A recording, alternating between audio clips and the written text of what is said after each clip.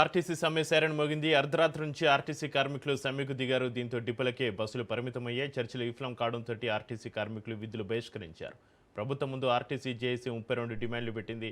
డిమాండ్లు పరిష్కరించే వరకు సమ్మె కొనసాగుతుందని ఆర్టీసీ కార్మికులు తేల్చి చెప్పారు. సమస్యల పరిష్కారానికి 4 వారాల సమయం కోరింది కమిటీ. అయితే కమిటీ ప్రతిపాదనను ఆర్టీసీ జేఏసీ అంగీకరించలేదు.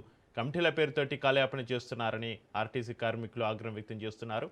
ఆర్టీసీ సమ్మెతోటి ప్రయాణికులు ఇబ్బందులు పడుతున్నారు.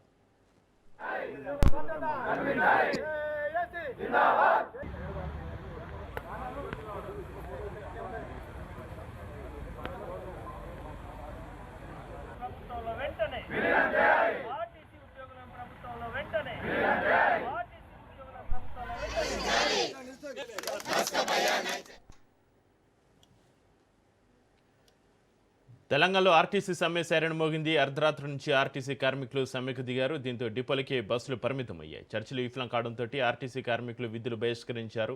ప్రభుత్వం ముందు ఆర్టీసీ జేఏసీ 32 డిమాండ్లు పెట్టింది. డిమాండ్లు పరిష్కరించే వరకు సమ్మె కొనసాగుతుందని ఆర్టీసీ కార్మికులు తేల్చి చెప్పారు. సమస్యల పరిష్కారానికి 4 వారాల సమయం కోరింది కమిటీ. అయితే కమిటీ ప్రతిపాదనను ఆర్టీసీ జేఏసీ అంగీకరించలేదు. కమిటీల పేరుతోటి కాలయాపన చేస్తున్నారని ఆర్టీసీ కార్మికులు ఆగ్రహం వ్యక్తం చేస్తున్నారు. ఆర్టీసీ సమ్మెతోటి ప్రయాణికులు ఇబ్బందులు పడుతున్నారు.